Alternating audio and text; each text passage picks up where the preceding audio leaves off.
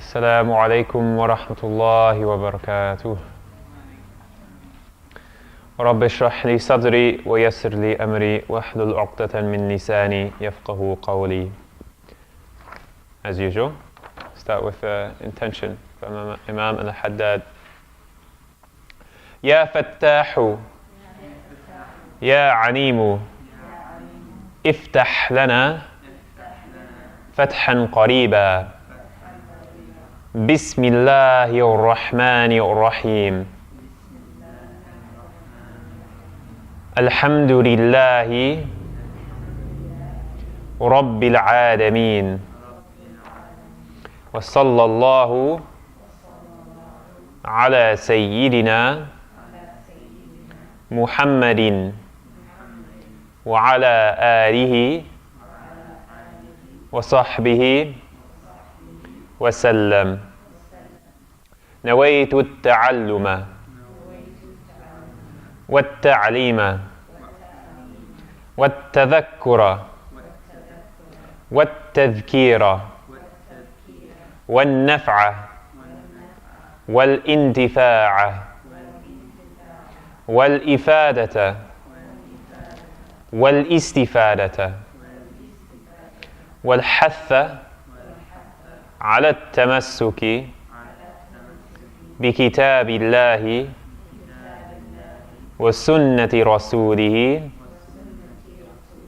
والدعاء إلى الهدى والدلالة على الخير وابتغاء وجه الله ومرضاته وقربه وثوابه سبحانه وتعالى.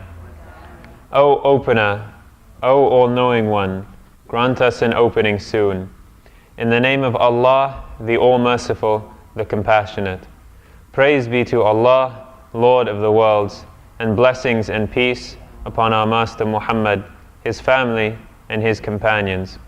I intend to study and teach, to remember and remind, to profit and bring profit, to benefit and bring benefit, to encourage holding fast to the Book of Allah and the way of His Messenger, to call to guidance, to direct towards good, and to aim for the countenance of Allah and His pleasure, His nearness and His reward, exalted be He. Before we start, a few kind of, housekeeping items, I suppose, is the general term. In looking at the syllabus, I was thinking about what to do in the next few weeks, because we have a bit more material to cover now today, and then it's on the schedule is 4 weeks of review of our material. One of the reasons I put those 4 weeks of review and practice is because I didn't actually think I would get through the alphabet as quickly as I wanted to, and yet, subhanAllah, it happened. So that was partly to give myself some leeway, and so we weren't. I didn't have to extend class after those weeks, but it did happen, alhamdulillah. And another reason was just to allow time there to apply all this knowledge, apply everything that we go over, because often we go over this material and then kind of left to ourselves to put it all together. And I want to make sure, as much as possible, that I can help all of you by putting everything together. And so I was thinking about what to do in the next few weeks, and I actually kind of came to the conclusion that, well, it might be best not to go the full 4 or 5 weeks. And so since this is something that I committed to you, that we would be doing this, I want to get your input on this as well. I have an idea of that we finish up just a few things today. Then for the next session, we go over Surah Al-Fatiha, and everything that's said. Try to get through everything that's said in the Salah, in all the different positions. make sure we're pronouncing things correctly, and looking at the Arabic there. So that would be next week. Then the week after that, so in 2 weeks' time, kind of working collectively and individually on whatever you want to work on personally. If there are surahs or things that you would like to work on, then we can work through that. And then any questions about any of the material and stuff, and some review. And then in 3 weeks' time, having the assessment there. So basically moving the assessment up 2 weeks, taking 2 weeks out of the schedule, so we finish 2 weeks earlier. How does everyone feel about that? Does anybody want the extra weeks to keep going? What are you thinking? I'm seeing lots of nods. I don't really know what the nods are. Yeah. First. Not so well on the assessment. Could we possibly have a second assessment after? Yeah. Alhamdulillah. Yeah. That's always been an option. Yeah. I mean, you can take the assessment as many times as you want. You just have to coordinate with me as to when and how. Yasmin?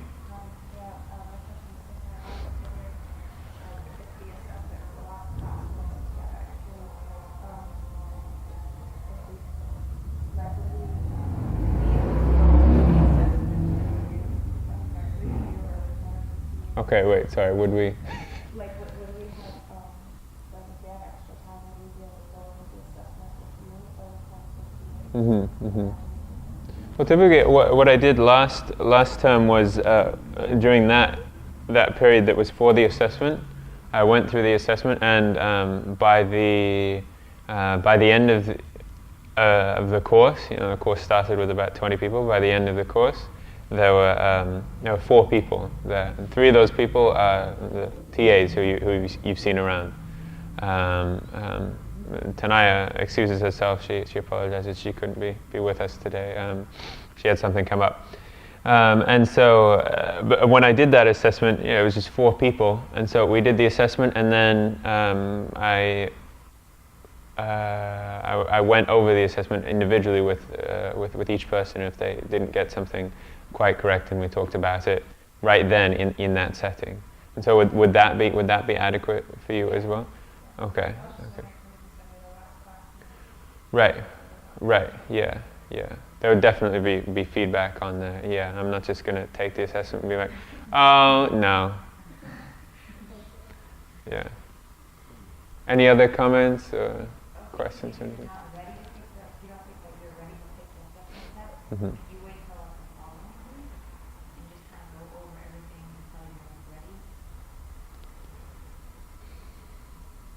Yeah, I mean, I want to set a time to do the assessment, just to have that in mind. But I've always said from the beginning that if you want to take the assessment at another time, you just have to kind of schedule it privately with me, and so if that's what you want, then fine. Would there be any interest in leaving 2 weeks in between the last day of review and the assessment to give people time to study or something? Or should we just do the assessment the next week? I would be okay with the assessment for next week, especially since we get, just in case, you want to take it again, you do have the option. Yeah. Okay. Yeah, that works. Okay. So we'll go with that, inshallah. I'll email all this out too, and the details. Make sure everyone else who's not here right now, who's still following the course, that they have it too. So we'll plan on finishing up some of these things. Then next week the homework will pretty much be just to take a close look at Surah Al-Fatiha. Then we'll go through that in class next time, inshallah, and about things that are typically said during Salah. And then the week after that, any questions that you have, maybe I'll bring up a few other points that kind of maybe brushed over throughout the course, make sure we understand them. And then anything that you want to go through personally, individually, and then assessment after that. So having the assessment on the 13th of May instead of the 27th as is on the syllabus.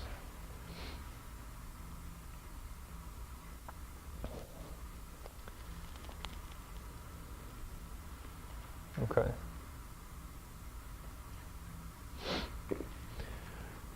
So the amount of material that we have to cover today, like I said before, it's just a few minor points.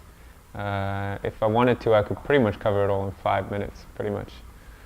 And so I want to just, well, for one thing, allow this, which is all common dhikr up on the board, allow this to kind of take us down a direction and talk about things using these bits of dhikr.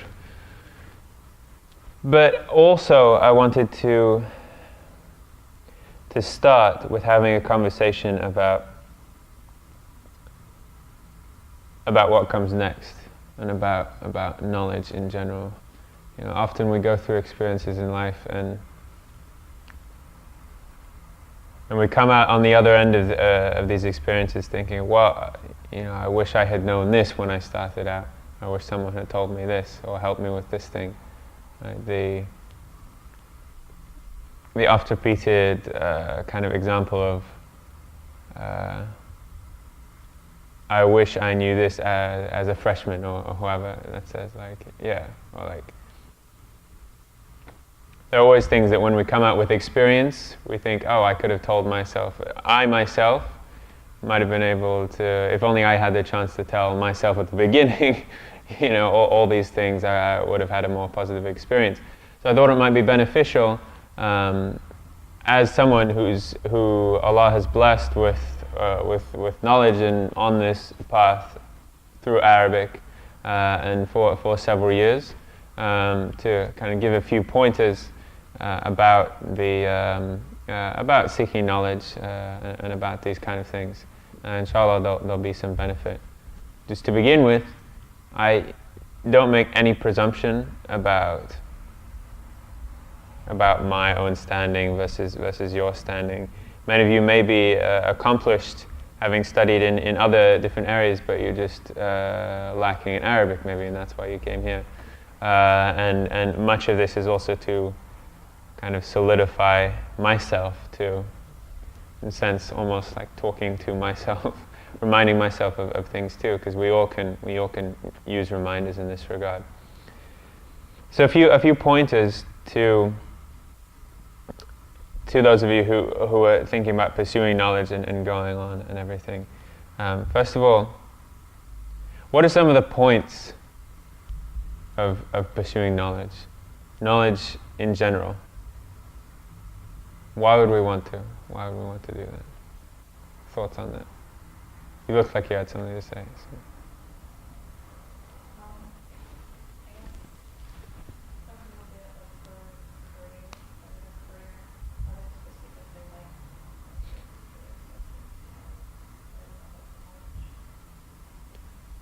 For career or for a particular subject? Okay, good. Any other thoughts? Why pursue knowledge?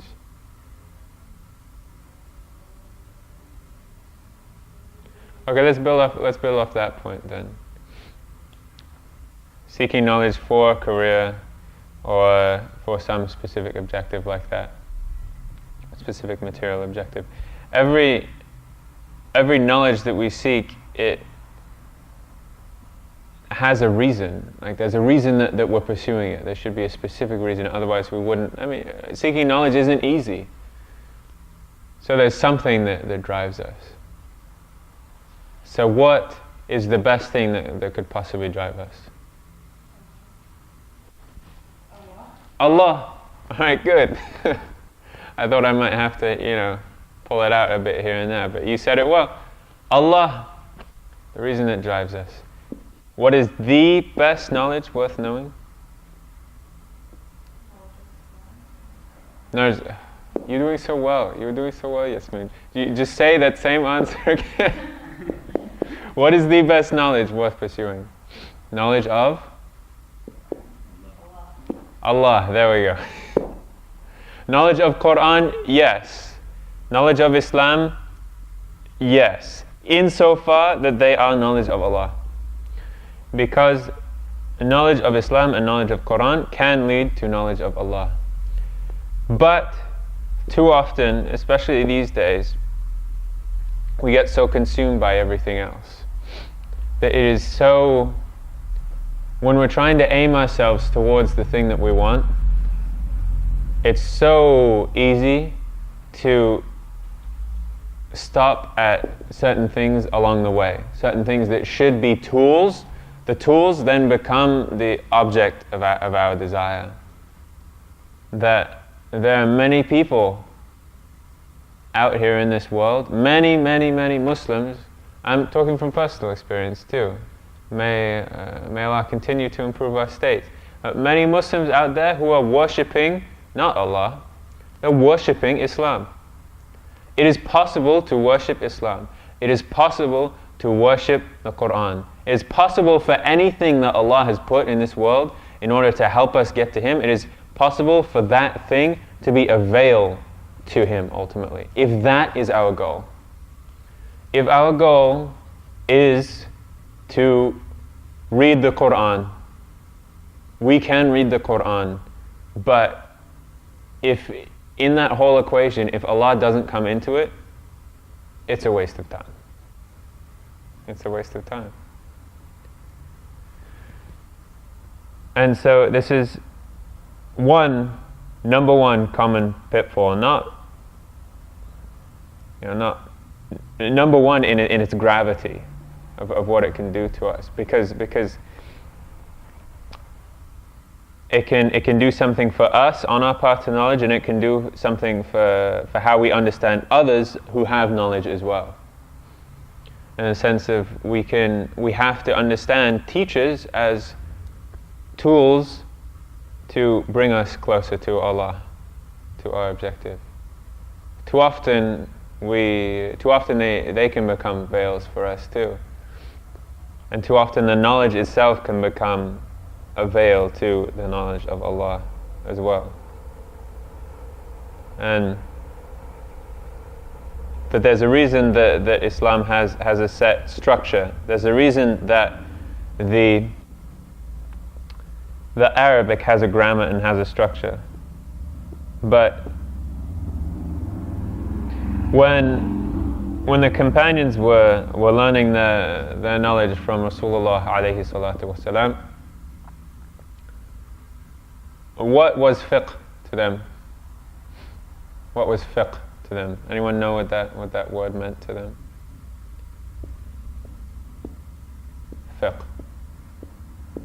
Yeah. Means law. In the common usage, it means law. What does fiqh mean? Fiqh. This right here. Fa. Qaf. Ha.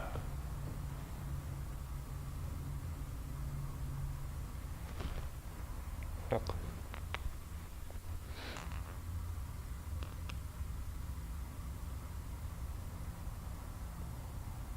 Quran talks about those who have fiqh. الَّذِينَ يَفْقَهُونَ. What does that mean? Does that mean they have knowledge of law? Does that mean they've studied the rules of tahara, and they've studied the rules of salah, and they've studied the rules of this, and they can tell you what's written in that book and that book? Is that الَّذِينَ يَفْقَهُونَ? Close. One of the basic understandings of fiqh is, one of the basic meanings of fiqh is understanding. Having clear understanding. Fiqh is understanding. So fiqh in the time of the Sahaba, radiyallahu anhum ajma'een, may Allah be pleased with them, didn't mean a system of rules. Fiqh meant understanding. And this is what Rasulullah alayhi salatu wasalam, this is what the Messenger of Allah taught them. He taught the Sahaba understanding. He didn't go through a list of rules saying, okay, when this happens you do this, when this happens you do that. It came. We developed those rules from his speech. His speech was replete with rules, but also replete with all kinds of other guidance too that we often forget. What about Sharia? What was Sharia in the time of the Sahaba? Anyone know? Yeah, go ahead. At that time, there wasn't really Sharia,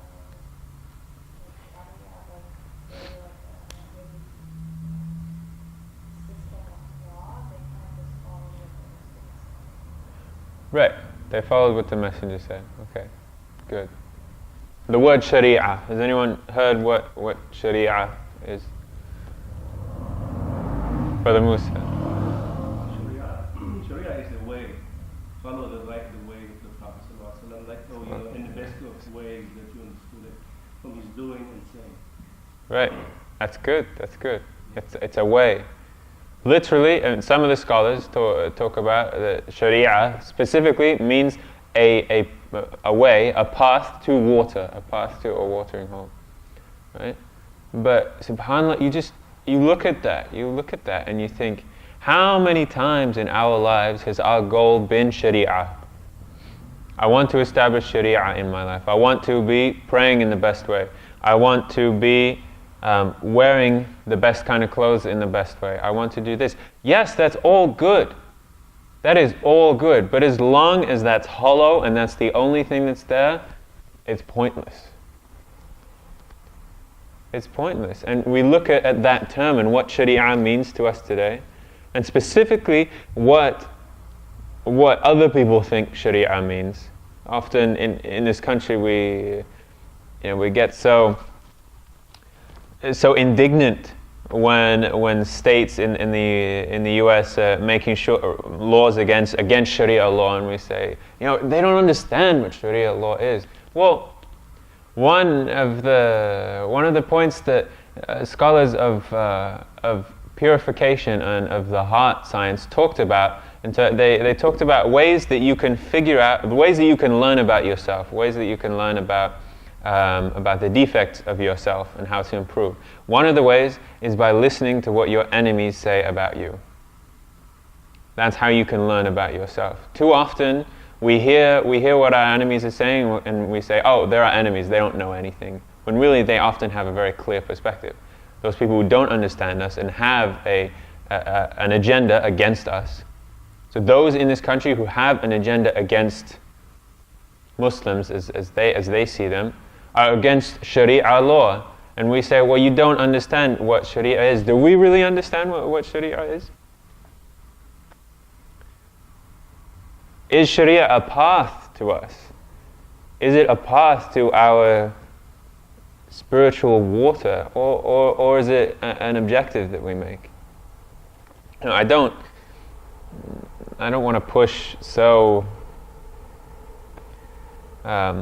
I don't want to shatter anything or, don't get me wrong, like I've said before, Sharia is good. Learning how to pray well is good. Learning how to dress well and eat well and do proper tahara, have proper purification, wudu, and everything. That's all good.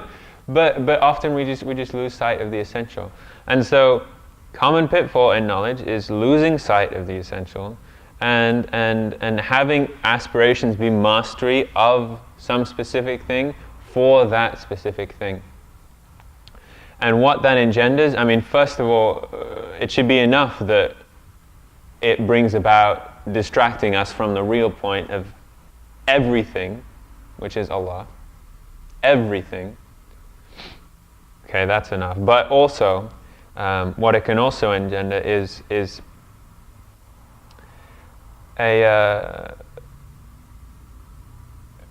it can also engender failure. What happens when we don't do well on that path to get a specific type of knowledge?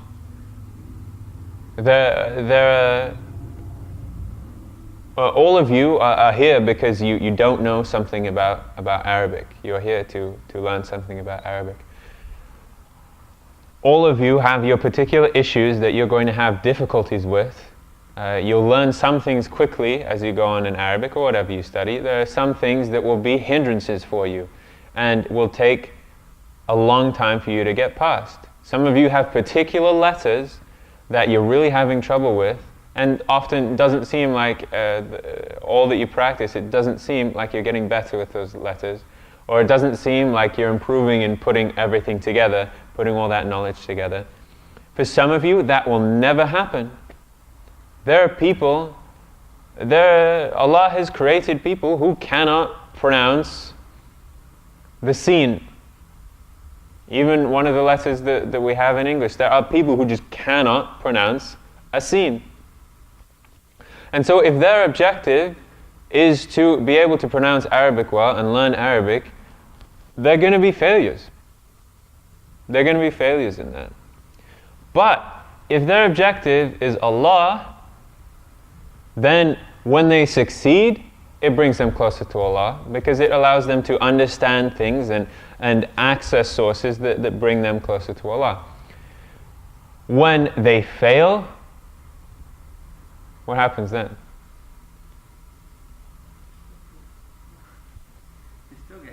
You still get closer to Allah. Perhaps even more when you fail in a certain thing. Perhaps you get even closer to Allah than when you succeed. Because when that happens, we realize how much we're in need of Allah, and how much we don't know anything, and how much He provides us with every single thing that we need, if only we were to realize it. And we realize what the point is, that the point isn't me learning how to pronounce the scene correctly. The point is me understanding how my struggle to learn the scene is going to bring me closer to Allah, and how if that struggle doesn't work out exactly as I wanted it to, it's going to bring me closer to Allah regardless. Because every time we see a defect in ourselves, that's a window, that's a little crack in the walls that we put up around ourselves. That's a crack to which light can come. When we see that we can't rely on ourselves anymore, we can only rely on Allah. And the only thing to do is to return to Allah. Therefore, in a path of knowledge, every success, when we have the right orientation, that's why we start every day with the intentions. Because as long as that intention is there, as long as the intention is there, and as long as the beginning is for Allah, and the end is for Allah, and really what we mean by that is that we realize that the beginning is for Allah and that the end is for Allah, because the beginning and the end is for Allah regardless of what we're doing. Inna lillahi wa inna ilayhi raji'un. Verily we are from Allah, we belong to Allah, lillahi, we belong to Allah, and we are returning to Him every moment of our lives. So if we're not putting Allah in the beginning and the end, we're just in denial of what's actually going on anyway. But in a path to knowledge, as long as those things, as long as we allow those to be set in their proper place, then the whole thing is for Allah, and the whole thing is in its proper place. So that's one common pitfall.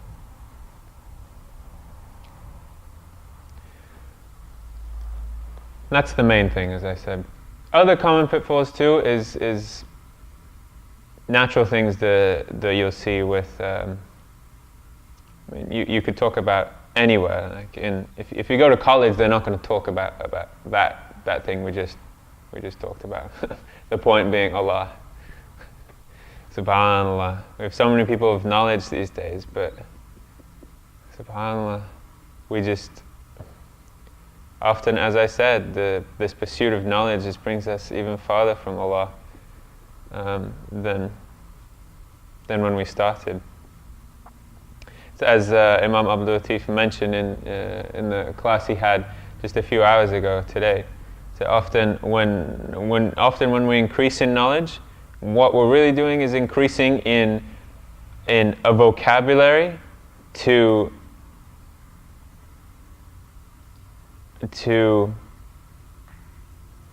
speak about the faults that we already had in our mind. Often we see this pattern that when there are people in the community, or even ourselves, I can tell you from personal experience, I've seen it myself. I go and I learn all the rules of wudu. What that allows me to do is tell myself how everyone else around me is doing wudu wrong. Right? I can say it specifically. Before I study, I'm in a state of thinking, I don't think everyone else is doing wudu right. I'm going to learn how to do my wudu right. And then I do learn how to do my wudu right. And therefore I can say specifically why everyone else is doing their wudu wrong. That's often a paradigm that you see in the pursuit of knowledge. Anyway, that's a side note. Other considerations as well, just to keep in mind that diligence is very important, and that we can become too dependent on teachers too, and so that's why it's exciting for me to see in 2 weeks, inshallah, what you will bring to the class and to me, and say, this is what I want to know about, this is what I want to learn. Often when we're not given direct things to do, we don't know what to do with ourselves. But that's really where a lot of growth happens, when we're creating work for ourselves too, not just the work that others place upon us. It reminds me of the story of Surah Al-Baqarah. Why is Surah Al-Baqarah called Surah Al-Baqarah? Does anyone remember the story of Al-Baqarah? First of all, what does Al-Baqarah mean? The cow, right? Al-Baqarah, the cow. So what's the story of Al-Baqarah? Anyone? Even if you just remember a few details.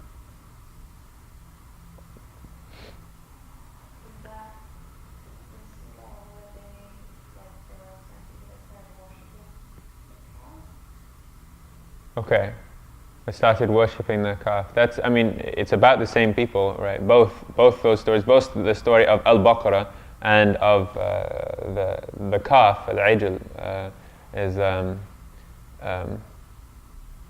they both have to do with Bani Israel, with the Israelites, the tribe of Israel.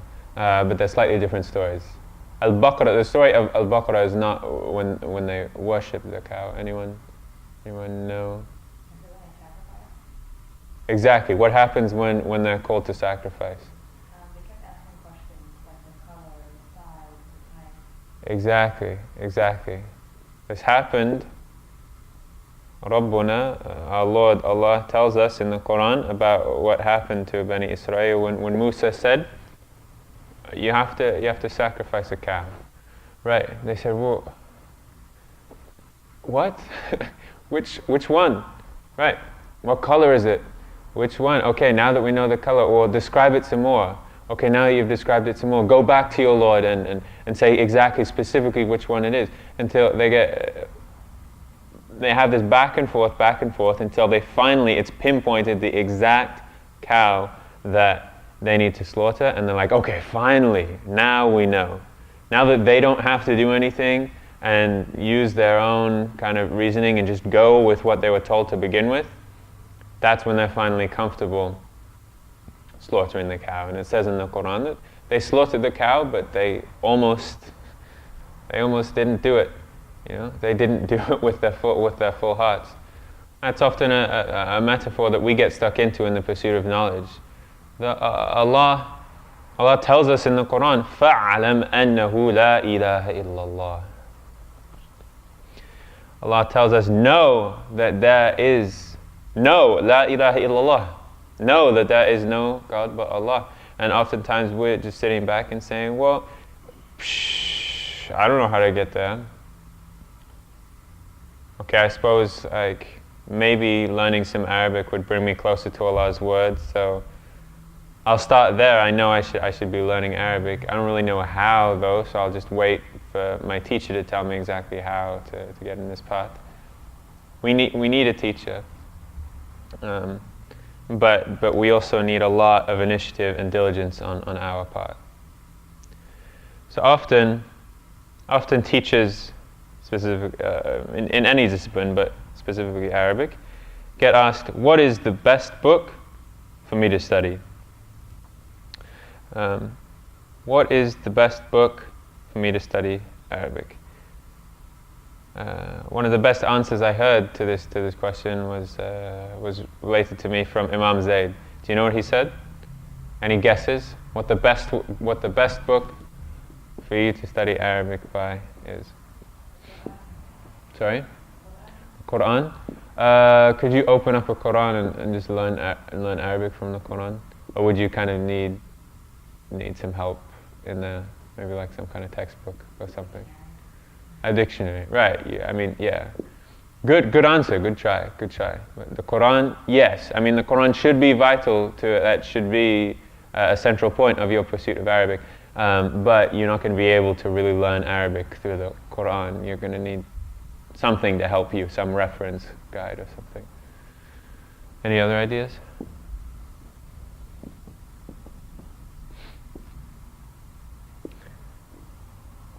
I heard that Imam Zayd said the best book for you to study Arabic by is the one that you finish. The one that you read from cover to cover. There are many ways to different knowledges. There are many ways to knowledge of Allah. Many, many different ways. And one of the common ways in which we get stuck is by taking a certain path and then getting distracted by the other paths that are around us. A path is not Allah. It is bringing you to Allah, but it is not Allah. Therefore, that path is going to be imperfect. And there are going to be strengths and weaknesses of other paths. And so, if I'm heading to,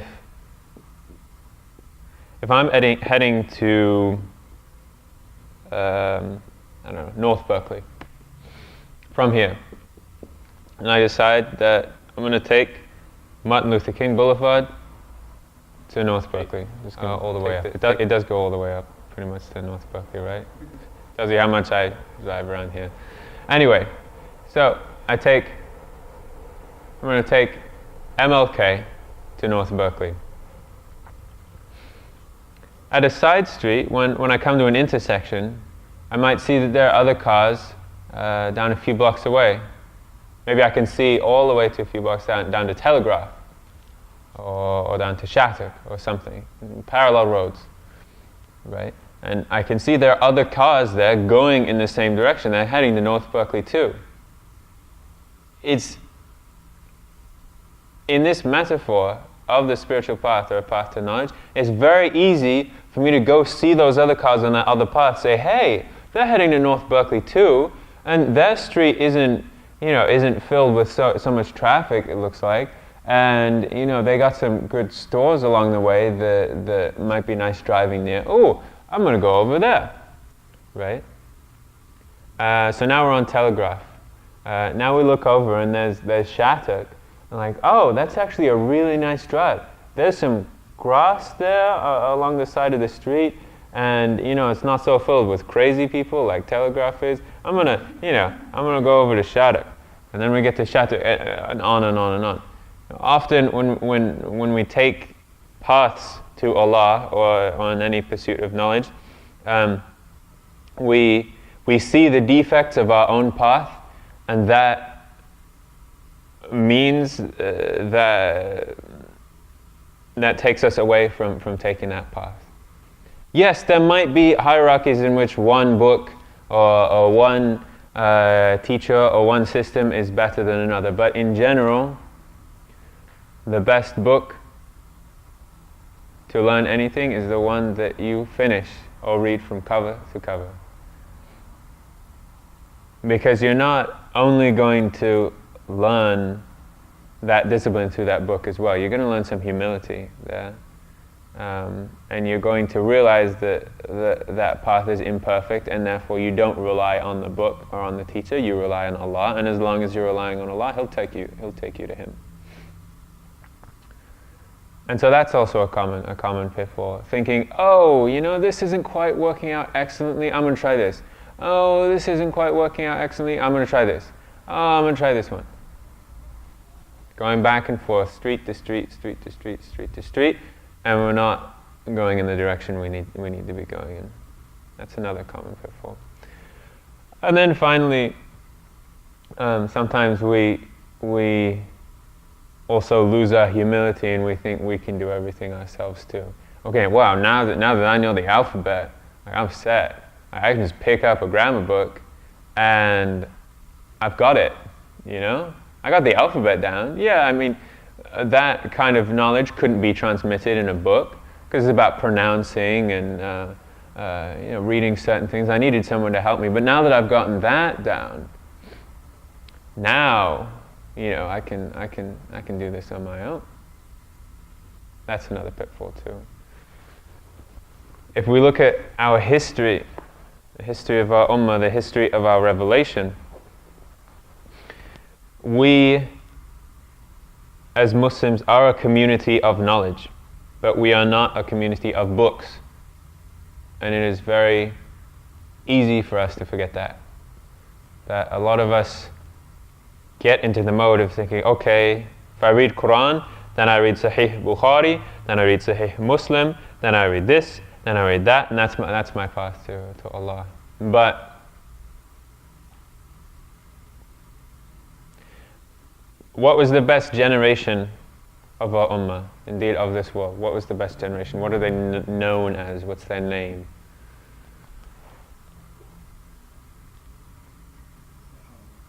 The Sahaba, right, the Sahaba. What does Sahaba mean? Companions, right. The Sahaba were who they were because of their companionship, not because they studied a specific thing or got a specific knowledge.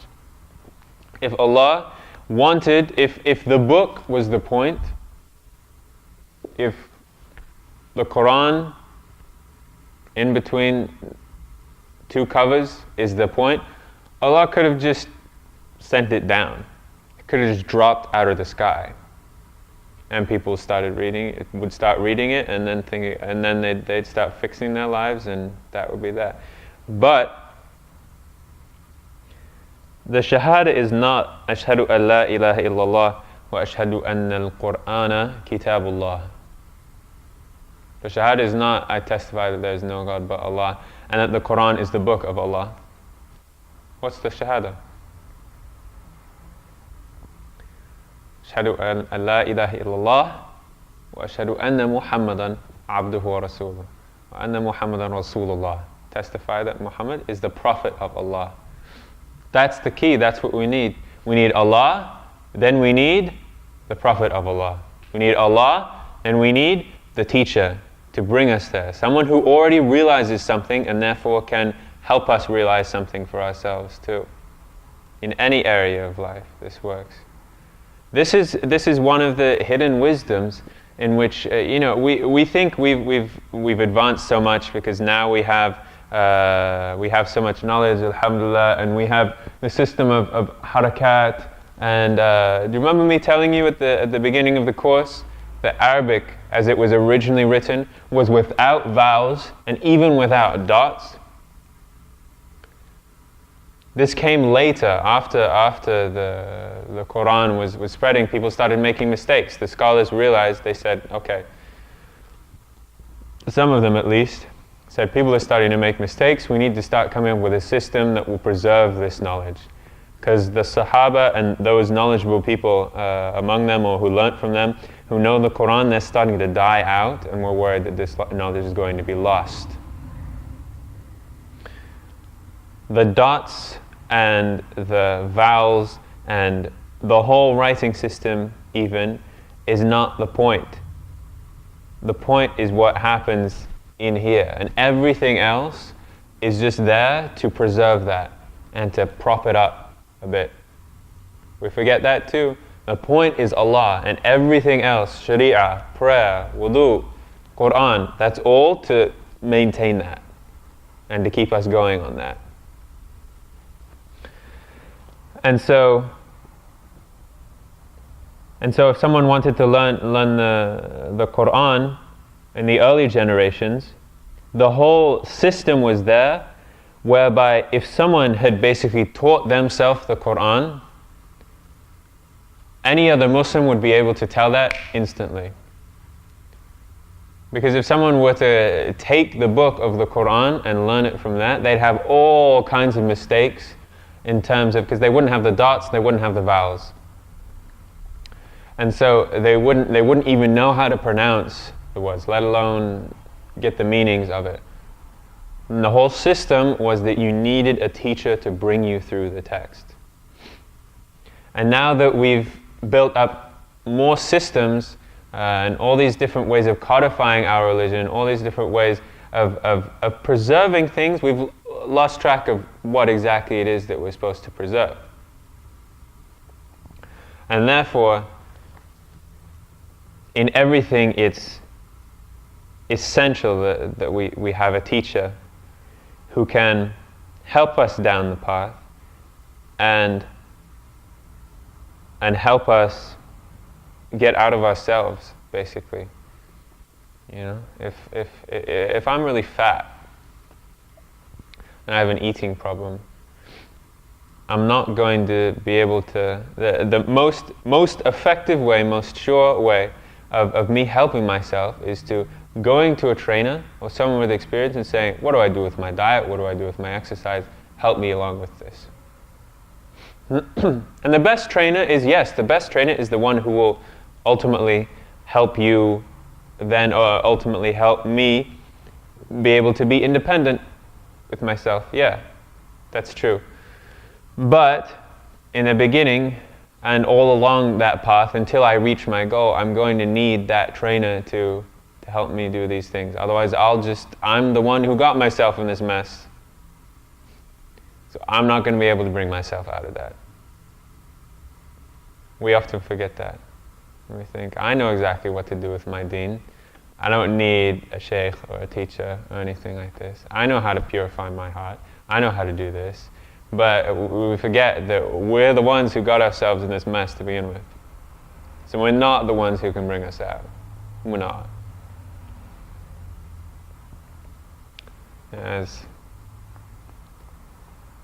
Imam Abdul Latif mentioned this just a few hours ago, we're all dirty rags, and too much of the time we think that we can clean ourselves by just taking ourselves and rubbing ourselves against ourselves. Right? A dirty rag cannot clean itself. If you want to clean a dirty rag, you don't clean the dirty rag by taking it and rubbing it against itself. You use another rag to take that dirt off, or use some water and some soap, something else that will purify it to take that off.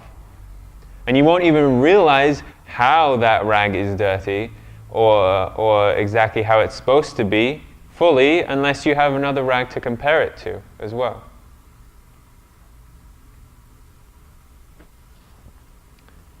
Anyway, so inshallah there's been some benefit in that. May Allah guide us all to Him and to what's important, and allow us to return to Him in every single second of our lives, because that is truly a high station and a high blessing from Allah.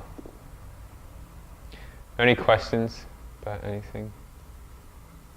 Or any comments too? I want to hear some comments. I want to learn from you guys too. SubhanAllah. Like I said, I have a lot of work to do. It's easy when you're up in front of people to think that you have all the answers and know a lot more. But this has its own trials. As much as I can inshallah benefit others, SubhanAllah, you have to keep a check on yourself. Any other comments? Please. Alhamdulillah,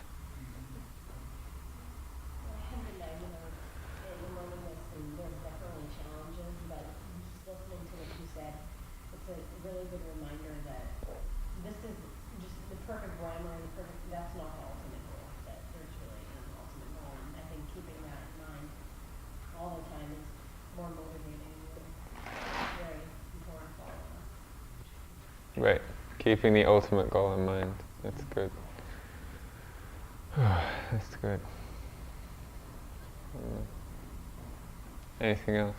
Brother Musa, you always have good things to say. About, about knowledge or about? About everything. Oh, I just, me specifically about what you were talking about is about, basically being with the right company at all times. And that's a good one. Basically, is the key to that knowledge and that cleaning up, and that's what I reflected on a minute ago when you were talking about it. Is that what you hear, see, and read is supposed to be an eat as well, supposed to be real pure, so otherwise don't touch it, basically, don't go near it. Mm-hmm. So if people talking about, nothing to benefit you, you just don't want to be around that company. Or food that doesn't really benefit you to its fullest, and as small as it can be, don't eat it or drink it. Mm-hmm. Or things that are going to benefit you when you look at it, don't look at it. So the same thing with hearing. The biggest problems I see is that people, they want to practice Islam and they watch the old programs and listen to the old music and that kind of stuff. And I see that as a big contradiction because you're actually poisoning yourself. I mean, old programs and stuff, as in like the stuff that they used to watch. TV, they would be watching the same program they watched before. They'll be listening to the same old music that they listened to, there's a good music that they listen to, but the music that really is not, they bring them down, not really. And that kind of stuff.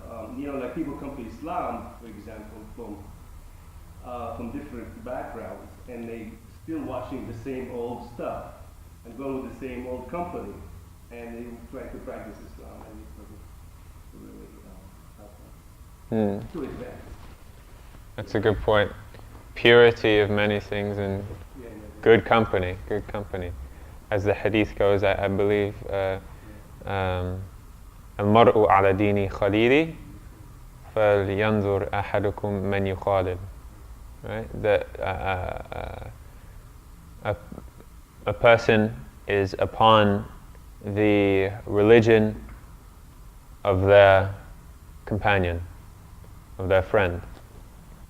So let every one of you pay attention to and think about who you are making your intimate friend. Right. Any other comments or questions or anything? Also just that if you keep this in mind, it helps that, like what you're saying about even if you fail, it's a loss of all things. Alhamdulillah. Alright, so let's finish this material up. Bismillah.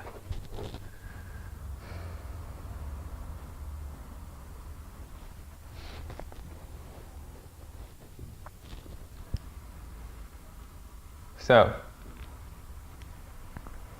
this first one, this is all common dhikr that we find. So what's the first one? Subhanallah. Oh, it feels so good to say that. Subhanallah. Okay, right. Subhana. Everyone, Subhana. And make sure that ha is there. Subhana. Allah. Allah. So put it together. Remember, what's this guy here? Hamzatul Wasl. Right. So when we take one word, each word individually, it's Subhana, and then Allah. But when we put them together, it's not Subhana Allah. No, that Hamza goes away. Hamzatul Wasl means that it goes away when there's a vowel before it, or really when there's any word before it. Subhanallah. Everyone, Subhanallah. Subhanallah. Right. Glory be to Allah, or glorified is Allah. Right.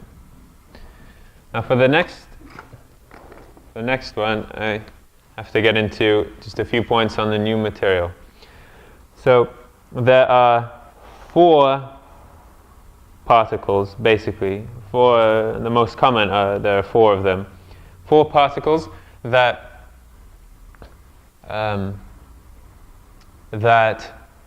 have meaning in themselves, just like alif lam means the. But in English we say the house, the chair, the blank. 2 separate words. Whereas in Arabic, they're joined together. Alif lam is attached to the noun which comes after it. Similarly, there are 4 particles that have meaning, have grammatical function, or really meaning, and they're also attached to what comes after them. So one is fa, which loosely often translates as so. So you'll see this in the Quran. One example. I'll write the example in red.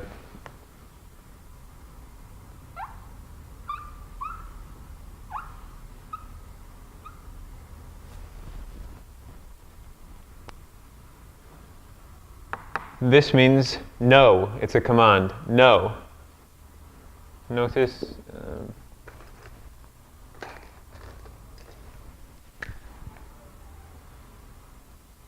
This is Hamzat al-Wasl that it begins with, right? No. So in the Quran, we find this word no. I'lam. Everyone say this. Oh, sorry.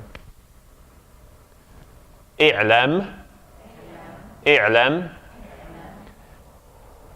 In the Quran, there's a part of the Quran that I mentioned just a few minutes ago. Know that La ilaha illallah. Know that there is no God but Allah. That specific verse is Fa i'lam annahu la ilaha illallah. What happens here? It's Hamzat al-Wasl, right? So is it fa i'lam? If this is Hamzat al-Wasl, is it fa i'lam? How would we say it? Fa'lam. Right, this goes away right there. So it's just fa'lam. Even though this seat of the Hamza al-Wasl, this alif is still there, fa'lam. So literally it's pretty much so know that there is no God but Allah. Fa'lam. Everyone say this with me. Fa'lam. So here we have the so, we have fa is added to i'lam and they're joined together, just like alif lam is attached to what comes after it, so is fa.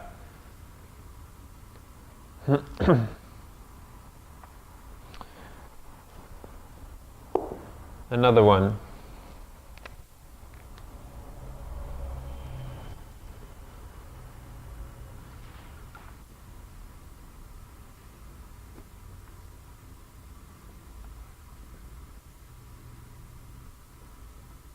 So all these are particles, kind of, and so their meaning really depends on the context. But this is an approximate meaning. Bi is approximately with.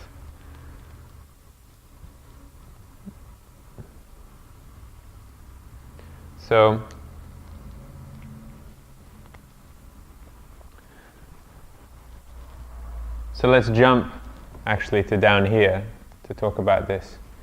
What is this line right here? Did anyone get a chance to take a look at this?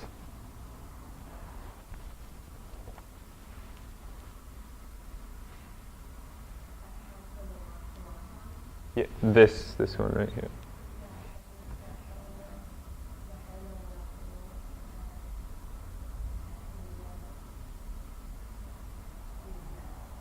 Right. Has anyone not heard this before? Not heard this dhikr? Okay, right. La, everyone after me. La, hawla, wala, quwwata. Notice this is a waw with a shadda, quwwa, and then since we have a fatha on the tamabuta, it's not quwwa, it's not just a ha. Since there's a vowel on the tamabuta, it's pronounced as a t. Wala quwwata, quwwata, quwwata, illa. Now we have, what is this? It's Allah, and then B. B, and then Allah. So for one thing, they're joined together. It's a particle. There is no change, literally, or no happening, no change and no power, except with Allah, in Allah.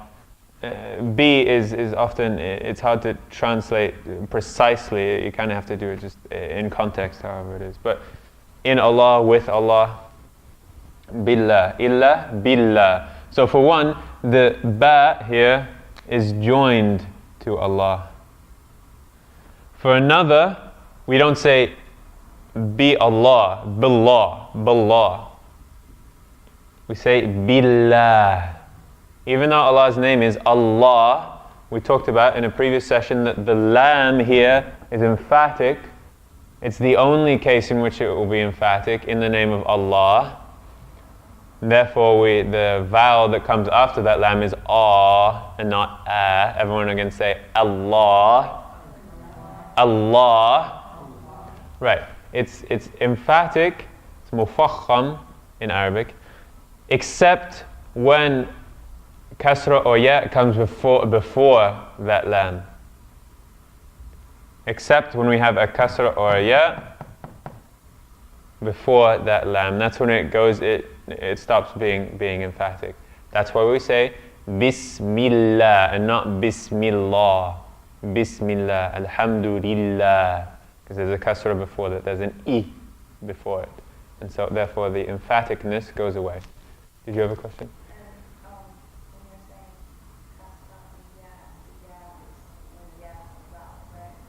Right, when it's a vowel. Yeah, when it's a vowel. Okay? One more time. La hawla wala quwwata. La hawla wala quwwata illa billah. Illa billah. La hawla wala quwwata illa billah. La hawla wa la quwwata illa billah.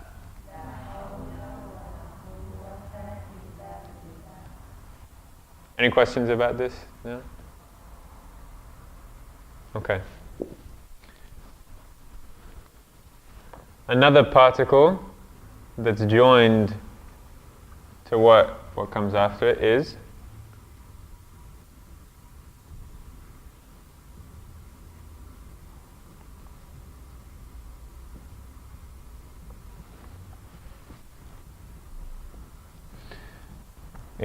wa. Wa. It almost always means and. Pretty much. And. So, ashhadu an la ilaha illallah wa ashhadu anna Muhammadan Rasulullah means I testify that there is no God but Allah, and I testify that that Muhammad is the messenger of Allah. You'll often see that. إِيَّاكَ نَعْبُدُ وَإِيَّاكَ نَسْتَعِينُ غَيْرِ الْمَغْضُوبِ عَلَيْهِمْ وَلَا الضَّالِينَ. So and. But it can also, in certain contexts, it can also mean by, as in an oath. By, as in, has anyone heard Wallahi? And someone says Wallahi, like by Allah, as in I swear by Allah. And then Allah also swears in the Quran too. وَالضُّحَى أعوذ بالله من الشيطان الرجيم وَالضُّحَى وَاللَّيْلِ إِذَا سَجَى. That's the beginning of Surah Ad-Duha.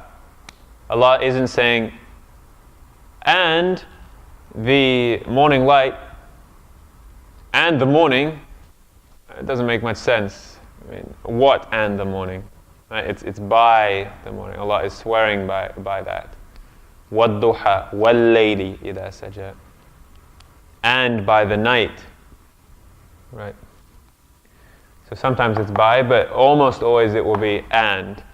This is so this is also attached to what comes after it, but it's not so important as the others because you don't really see that it's completely attached because wow does not connect to what comes after it.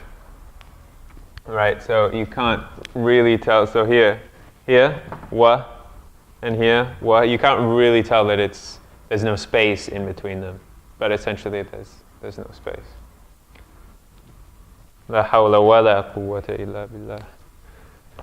And then finally, we have li. Notice I'm writing the initial forms of the letters here because they're connecting to what comes after them and not the full standalone forms.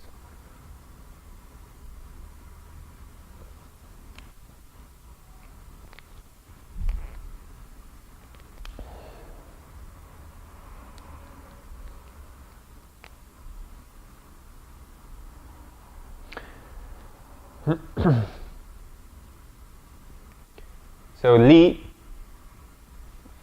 pretty much means for, once again, approximation, because we can't give an exact translation for all these things. For, or belonging to, that kind of thing. Also in some contexts, to. Li. So this is how we say. Actually, before we get to that, when I say I'm learning Arabic with the book, as in like by the book is helping me learn Arabic, I will say, well, first of all, the book is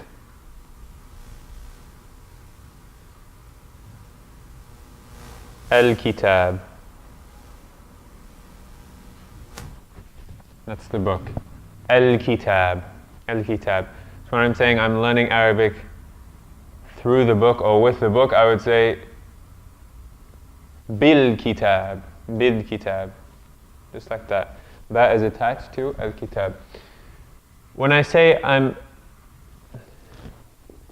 learning Arabic for the book, as in maybe, conceptually I could say that, like, why are you learning Arabic? Well, I'm learning it so I understand the book of Allah. Right? I'm learning Arabic for the book. I'm learning Arabic lil kitab. If I put a li in front of here, like that, it doesn't look so pretty. For one, here, okay, also as we talked about, if we have lam alif, we would write it like that. And now this looks like la, it looks like la as in no, la al-kitab. La al-kitab. It doesn't look so good. There might be other reasons for this, other things to consider. The main thing is that when you have alif lam, and then you decide to put li in front of it, this alif, which is the seat of the Hamzat al-Wasl, goes away. Therefore it's written lil kitab. And this is the only one of these four particles that this happens to. Those lam, the seat of the Hamzat al-Wasl, that alif, goes away, it's dropped out in the writing. Even though for all of these, the Hamzat al-Wasl goes away in pronunciation anyway. But it's still written there, we still see it written. So la hawla wa la quwwata illa billah, we still have the hamzatul wasl right here in billah, la hawla wa la quwwata illa billah. But if we're saying lillah, the hamzatul wasl goes away. Therefore, we see over here. What's this right here? Alhamdulillah. Good. Yeah. Good answer too. Yeah, this right here is hamzatul wasl, but right, I meant the whole phrase. Alhamdulillah. Therefore, for Allah is right there. Lillah. Lillah. And this is also something powerful about the name of Allah subhanahu wa ta'ala.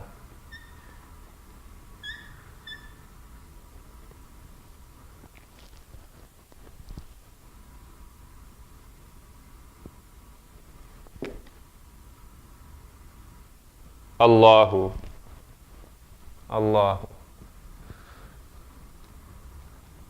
If you reduce this down, first now we have Allah, God, right?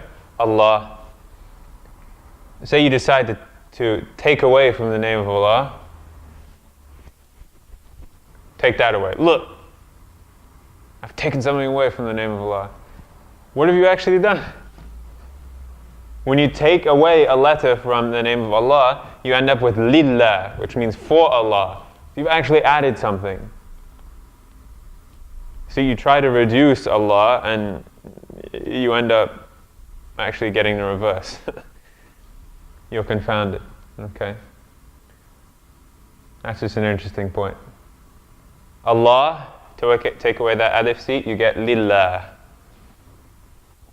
Now if you want to take it further too, no, we haven't covered this, but you take away the lam, now you get, this is lahu, which means literally for him, for him. So you still have a meaning here. First we had lillahi, well first we had Allah, then we had lillahi. So first we had God, then for God. Now you take away the lam. We had for God, now we have for him, which is pretty much the same meaning. Lahu.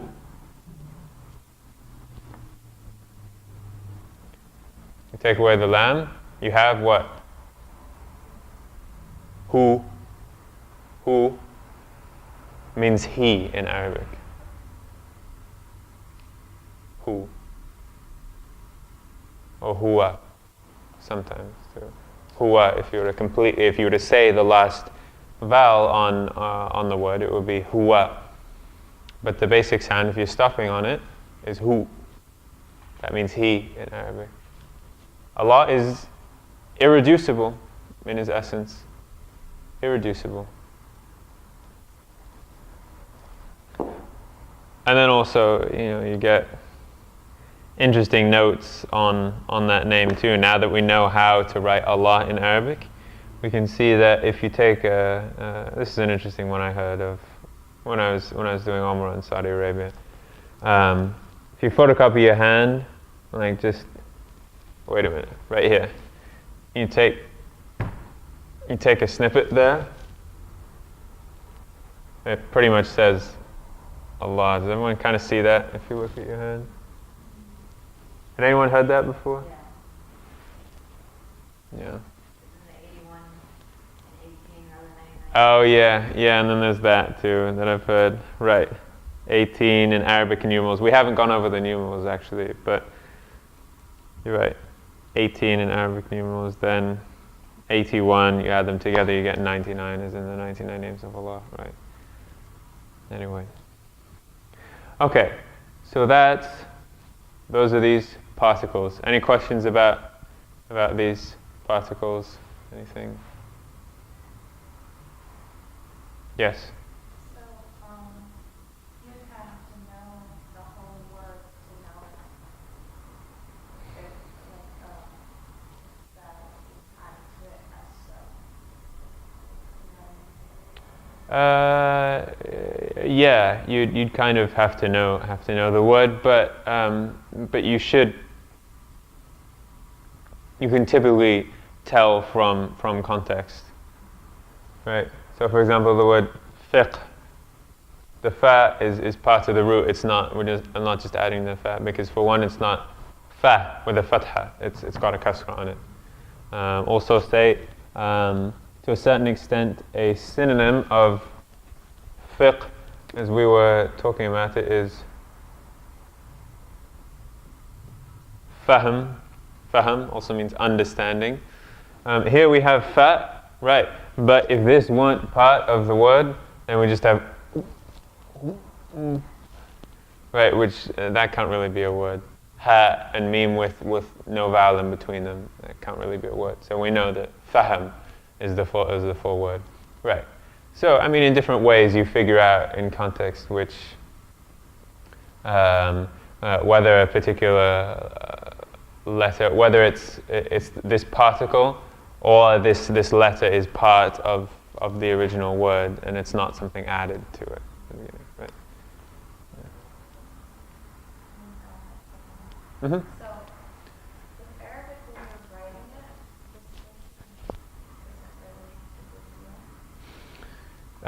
it, The spacing isn't really a big deal. I mean, because there's certain things, like wow, wow right. in the middle of the word and stop it, you have the rest of the word, and then the next, the spacing between the next word, differentiate. Mm-hmm. Because if you understood Arabic, it wouldn't really matter, but are you supposed to put a smaller space between the word that has a phrase in it and then the next word?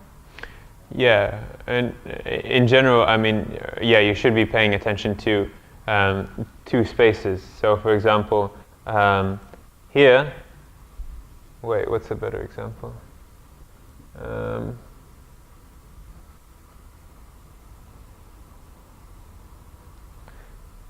Okay, yeah, right here. We have this word. Okay, Muhammad. This is the best example, I guess. وأشهد أن, sorry. وأشهد أن. This means I testify that. أشهد أن. So the dal does not connect to what comes after it. So if this is two words right here, I testify that. We want to make sure there's space there, because it would, if we're not putting much space in between the letters, then it looks like this would be all one word, which it could possibly be, because the dal would not connect to that alif with a hamza on it. It would look the same with less space. So we want to make sure that there's some space there. Does that kind of cover your question? Okay, yeah. So do make sure that there's space in between words, right? And now the final kind of point that I wanted to cover, or new bit of material, is that which is called tanween in Arabic.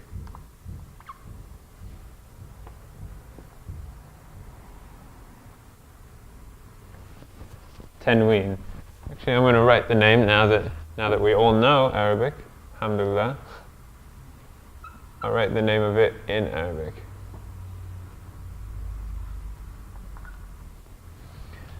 Tanween. Tanween. In the intentions that we read, we have the word ta'aleem. Ta'aleem. Teaching. Ta'aleem means teaching. The root of it is ayn, lam, mim. Ilm, knowledge. The root of teaching is knowledge. But the word that's produced from it is ta'aleem. This is in a similar form. Tanween. So the root of the word is tanween. Is noon, waw, noon. Right here. If the root of this word, tanween, is this, what does this say right here? Noon, noon, right. Tanween, just as ta'aleem means to make someone have ilm, to give someone knowledge. To teach means to give knowledge. Right? Or to make someone knowledgeable, make someone have knowledge. Tanween literally means to make have a noon. To make have a noon. Often in early English books written about Arabic grammar, they say nunate, to nunate a word. What this means is the tanween is a type of it's a type of vowel symbol.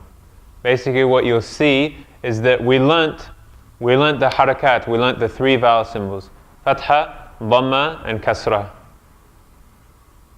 We can do something additional with them. We can double them. So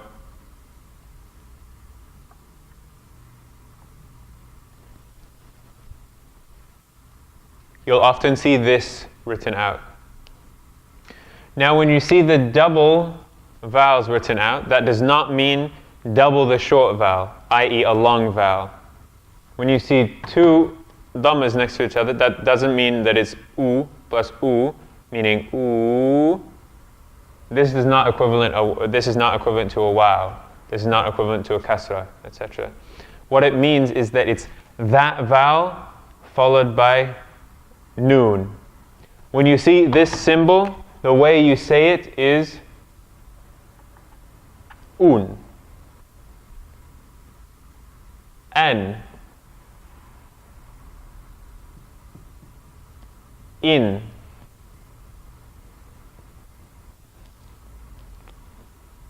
right? Yes.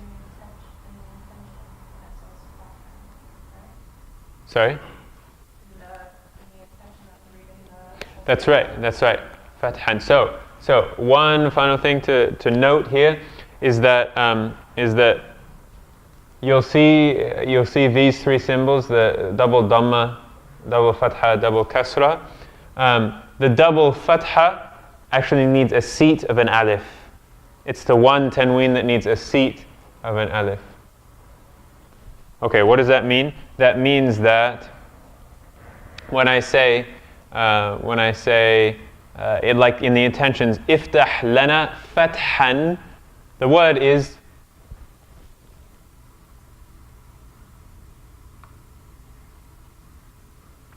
fath. Fath means an opening. Now, the vowels that come at the end of words have to do with grammatical function.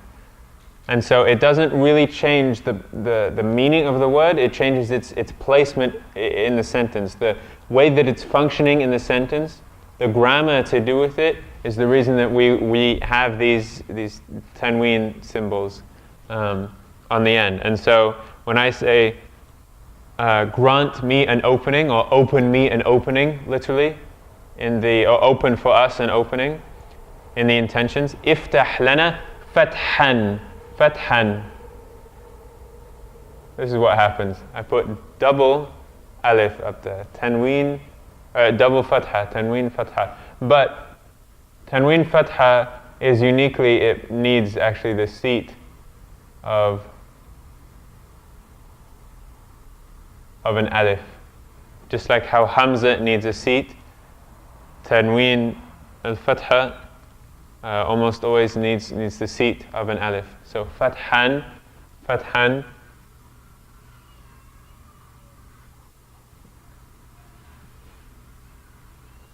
Fathan mubinan.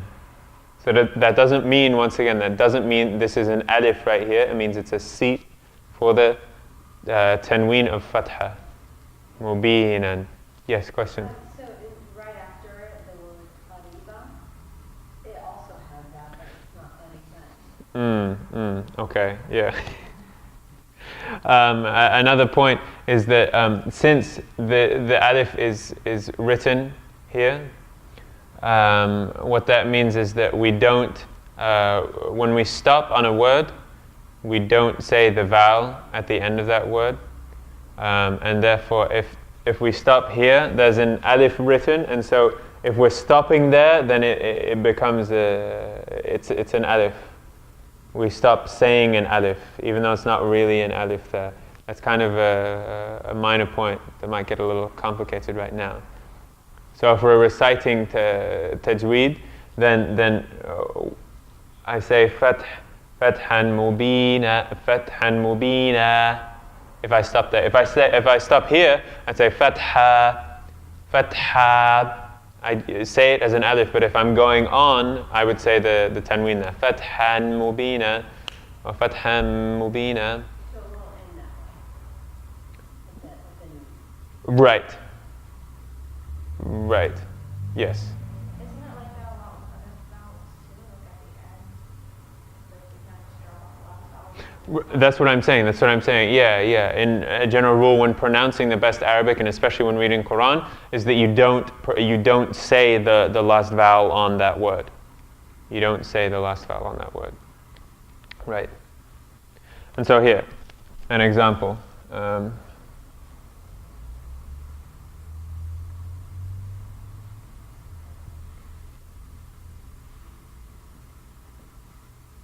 And we're almost done. Sorry for going slightly over.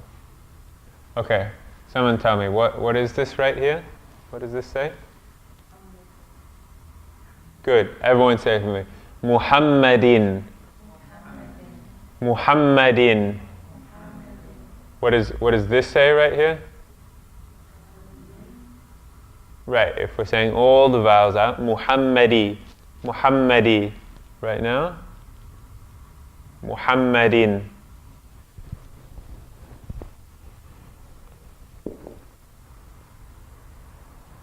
What does it say? Muhammadu. Right. Now, this? Muhammadun. Right. Muhammadun.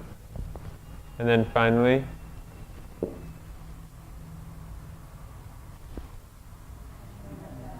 Muhammada. Now, if I add another fatha, what do I need to actually put on the end? I need an alif seat for that. So what is this right here? Right, Muhammadan. Muhammadan. Okay.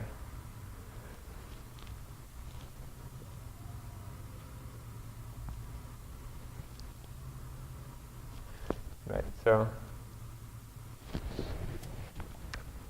so finally we'll end with the shahada. I've written this out, and now it's our turn to together put the vowels in. Actually, if I could have a courageous volunteer to, first of all, let's say it.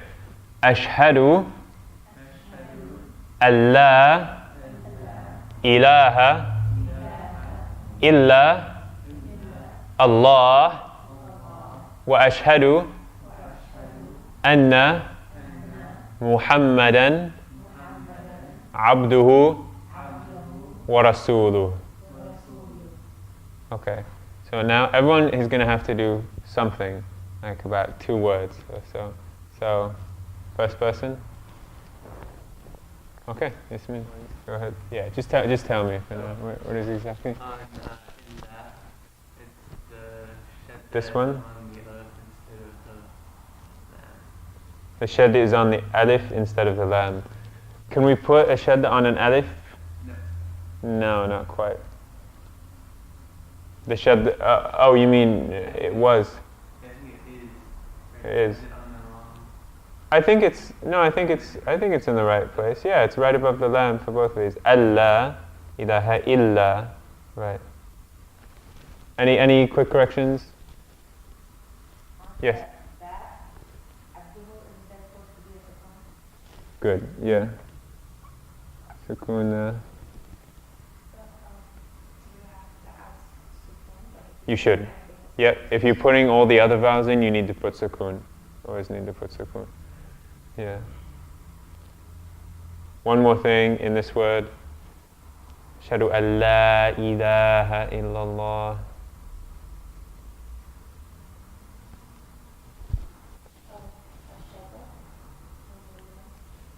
That would be la ilaha illallah. Not quite. The shahada is La ilaha illallah. La ilaha illallah. This written right now is La ilaha illallah. Ilaha, ilaha. But La ilaha illallah. It's what? The little alif, the dagger alif, as it's usually called, right? Just like in Allah, we have a dagger alif here. There's one in ilaha, ilaha. And then finally, Allah, it's a hamzat al-wasl. Right. Okay, so everyone, ashhadu. Ashhadu. Allah ilaha illa Allah. Wa ashhadu anna Muhammadan abduhu wa rasuluhu. Ashhadu an la ilaha illallah wa ashhadu anna Muhammadan abduhu wa rasuluhu. Any questions on that? Okay, jazakumullah khair. See you next week, inshallah. سبحانك اللهم وبحمدك أشهد أن لا إله إلا أنت أستغفرك وأتوب إليك والسلام عليكم ورحمة الله وبركاته. Finishing up some of these things. Then next week the homework will pretty much be just to take a close look at Surah Al-Fatiha. Then we'll go through that in class next time, inshallah, and about things that are typically said during Salah. And then the week after that, any questions that you have, maybe I'll bring up a few other points that kind of maybe brushed over throughout the course, make sure we understand them. And then anything that you want to go through personally, individually, and then assessment after that. So having the assessment on the 13th of May instead of the 27th as is on the syllabus.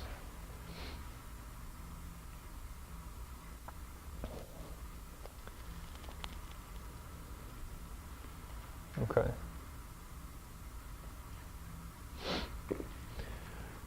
So the amount of material that we have to cover today, like I said before, it's just a few minor points. If I wanted to, I could pretty much cover it all in 5 minutes, pretty much. And so I want to just, well, for one thing, allow this, which is all common dhikr up on the board, allow this to kind of take us down a direction and talk about things using these bits of dhikr.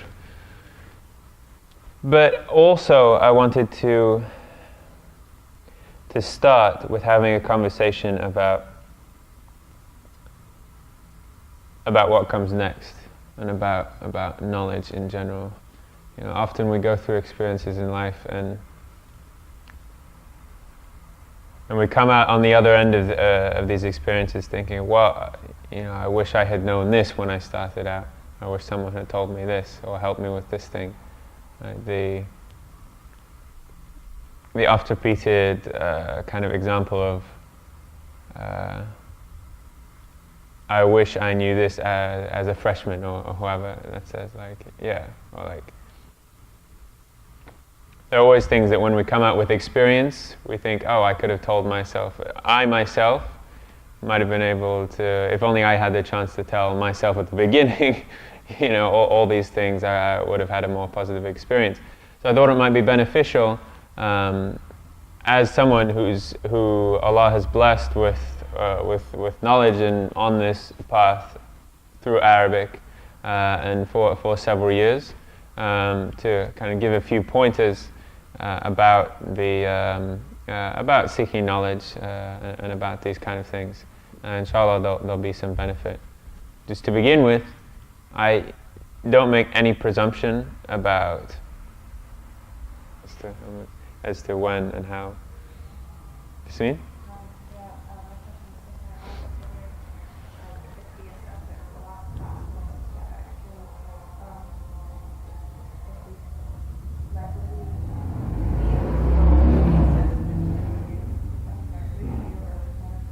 Okay, wait, sorry, would we?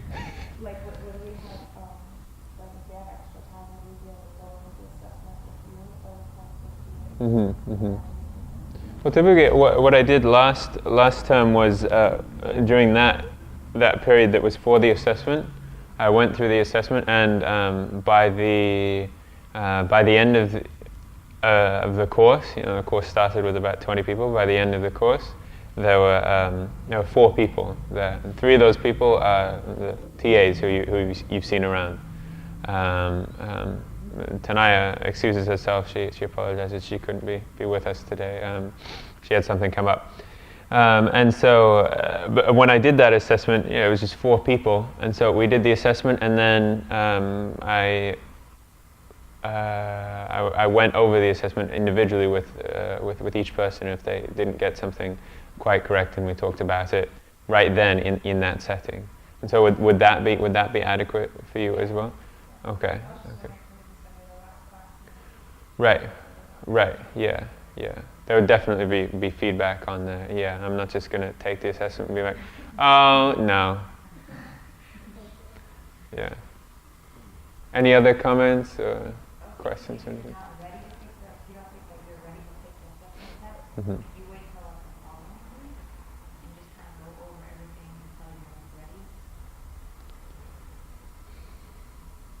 Yeah.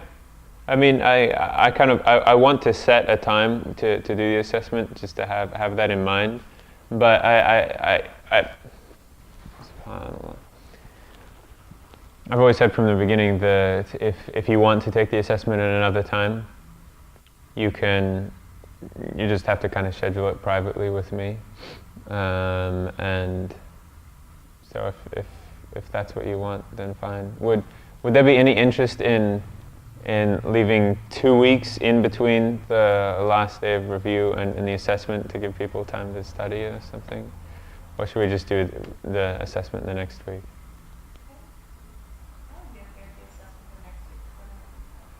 Especially since we get, just in case, you want to take it again, you do have the option. Yeah. Okay. Yeah, that works. Okay.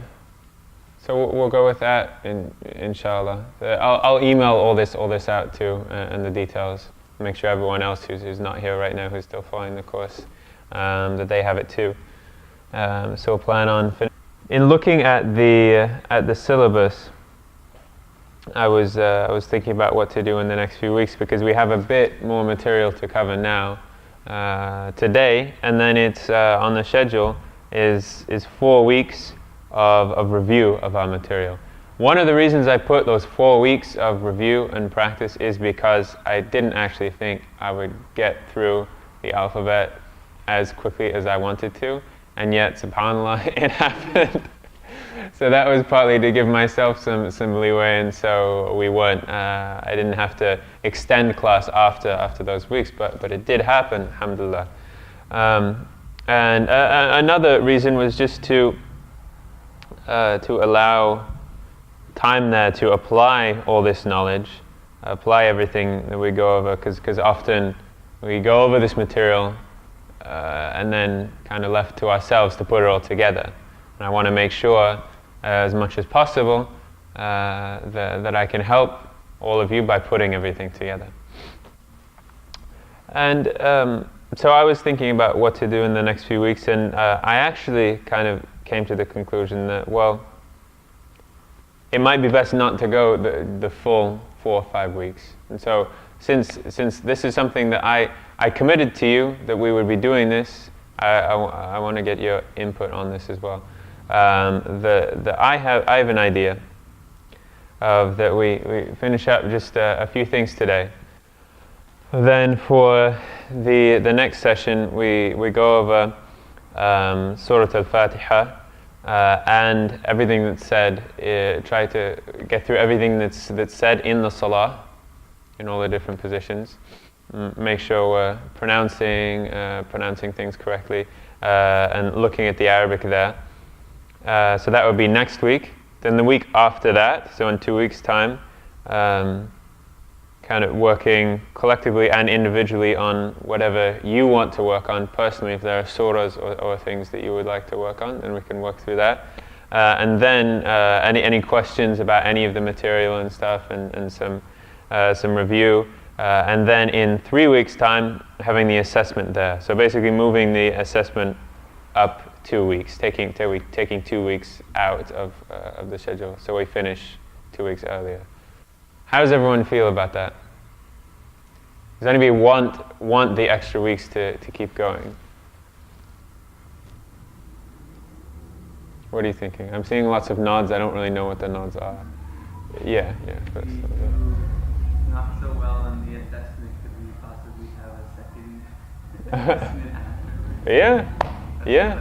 Alhamdulillah, yeah. That's always been an option, yeah. I mean, you take the assessment as many times as you want. You just have to coordinate with me. Assalamu alaikum wa rahmatullahi wa barakatuh. رب اشرح لي صدري ويسر لي أمري واحلل عقدة من لساني يفقهوا قولي. As usual, start with intention from Imam al-Haddad. يا فتاح يا عليم افتح لنا فتحا قريبا بسم الله الرحمن الرحيم الحمد لله رب العالمين وصلى الله على سيدنا محمد وعلى آله وصحبه وسلم. نويت التعلم والتعليم والتذكر والتذكير والنفع والانتفاع والإفادة والاستفادة والحث على التمسك بكتاب الله وسنة رسوله والدعاء إلى الهدى والدلالة على الخير وابتغاء وجه الله ومرضاته وقربه وثوابه سبحانه وتعالى. O Opener, O All-Knowing One, grant us an opening soon. In the name of Allah, the All-Merciful, the Compassionate. Praise be to Allah, Lord of the worlds, and blessings and peace upon our Master Muhammad, his family, and his companions.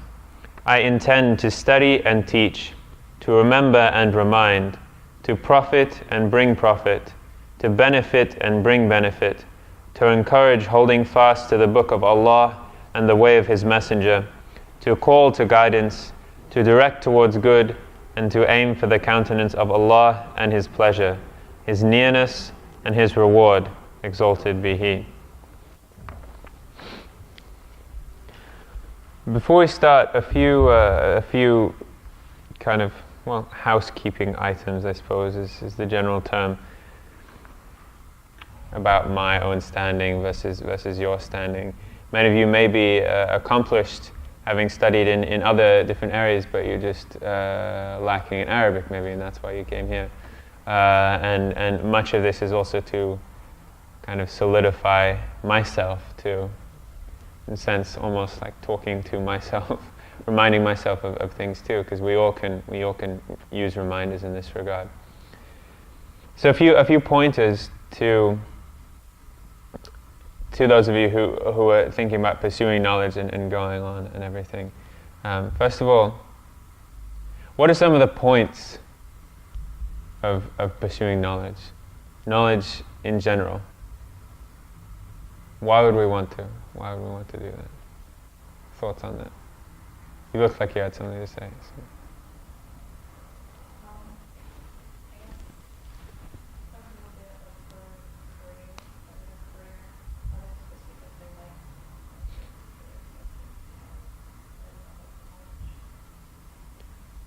For career or for a particular subject? Okay, good. Any other thoughts? Why pursue knowledge?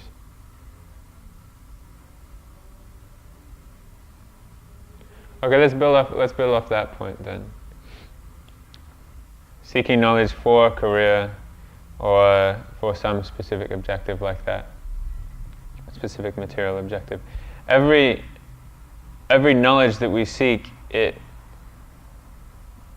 has a reason. Like there's a reason that we're pursuing it. There should be a specific reason, otherwise we wouldn't. I mean, seeking knowledge isn't easy. So there's something that drives us. So what is the best thing that could possibly drive us? Allah. Alright, good. I thought I might have to, pull it out a bit here and there, but you said it well. Allah, the reason that drives us. What is the best knowledge worth knowing? No, you're doing so well. You were doing so well, Yasmin. You just say that same answer again. What is the best knowledge worth pursuing? Knowledge of? Allah, there we go. Knowledge of Quran, yes. Knowledge of Islam, yes. Insofar that they are knowledge of Allah. Because knowledge of Islam and knowledge of Quran can lead to knowledge of Allah. But too often, especially these days, we get so consumed by everything else that it is so, when we're trying to aim ourselves towards the thing that we want, it's so easy to stop